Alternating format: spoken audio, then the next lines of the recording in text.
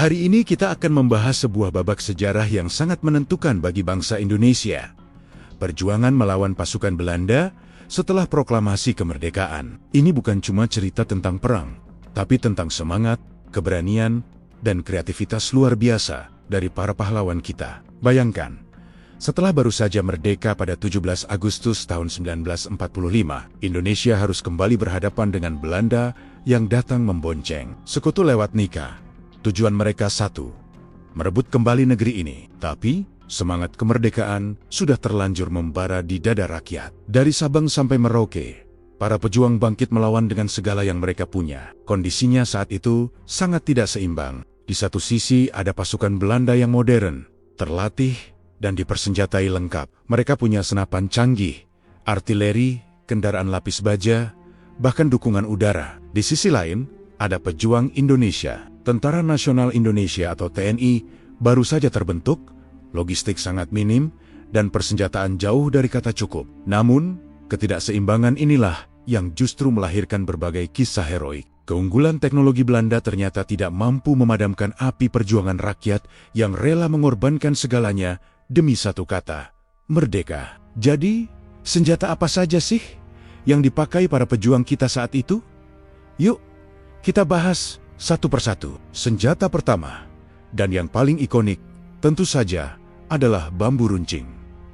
Mungkin terdengar sederhana, tapi jangan salah, bambu runcing ini jadi simbol perlawanan rakyat. Dibuat dari bambu yang diruncingkan ujungnya, senjata ini sering kali didoakan oleh para ulama untuk menambah kekuatan spiritual para pejuang dalam pertempuran jarak dekat atau serangan mendadak di malam hari.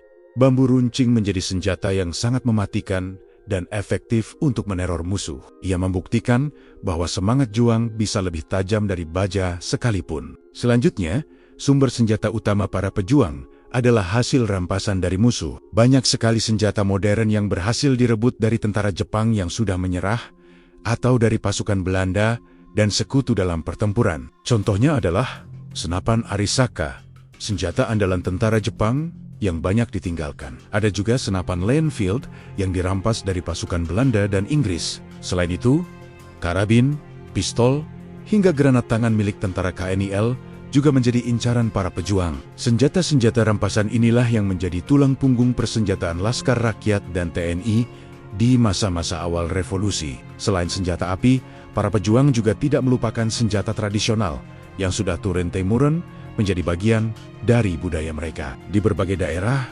senjata khas lokal menjadi andalan. Misalnya golok yang sangat populer di kalangan pejuang dari Jawa dan Betawi, atau parang yang digunakan di Sumatera dan Kalimantan. Di Aceh, ada rencong yang legendaris. Bahkan, keris dan mandau dari suku Dayak pun ikut turun ke medan perang. Senjata-senjata ini bukan hanya alat untuk bertempur, tapi juga punya nilai simbolis dan spiritual yang membakar semangat dan mental para pejuang di garis depan. Keterbatasan ternyata memicu kreativitas. Karena sulit mendapatkan senjata modern, banyak pejuang yang akhirnya membuat senjata api rakitan sendiri. Bengkel-bengkel kecil di desa-desa dan kota-kota disulap menjadi pabrik senjata darurat. Mereka membuat pistol rakitan senapan sederhana yang dikenal dengan sebutan bedil loko, bahkan bom molotov, dan bahkan granat buatan sendiri. Inovasi ini menunjukkan betapa besar tekad bangsa kita untuk mempertahankan kemerdekaan dengan cara apapun. Setiap peluru rakitan adalah bukti perlawanan yang tak pernah padam. Tidak berhenti di situ.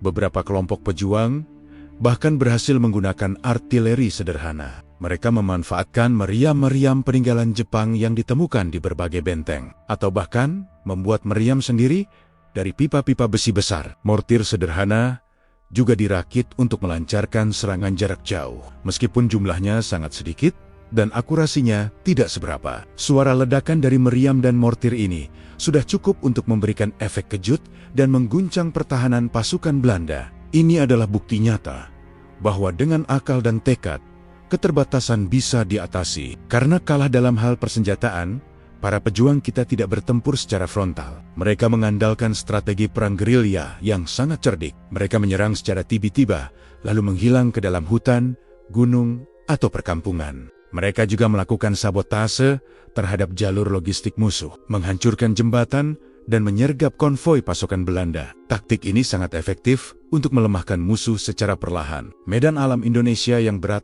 menjadi sekutu terbaik bagi para gerilyawan, membuat pasukan Belanda frustrasi dan kelelahan secara moral maupun ekonomi. Strategi dan persenjataan sederhana ini terbukti ampuh dalam berbagai pertempuran besar yang menjadi catatan emas sejarah kita. Ingat pertempuran Surabaya pada November tahun 1945, di mana arek-arek Surabaya dengan gagah berani melawan gempuran pasukan sekutu. Lalu ada agresi militer Belanda 1 dan 2, di mana para pejuang bergerilya mempertahankan setiap jengkal tanah air. Puncaknya adalah serangan umum 1 Maret tahun 1949 di Yogyakarta yang membuktikan kepada dunia bahwa Republik Indonesia masih ada dan terus berjuang. Dalam semua peristiwa ini, keberanian luar biasa menjadi senjata utama yang dipadukan dengan apapun yang mereka miliki.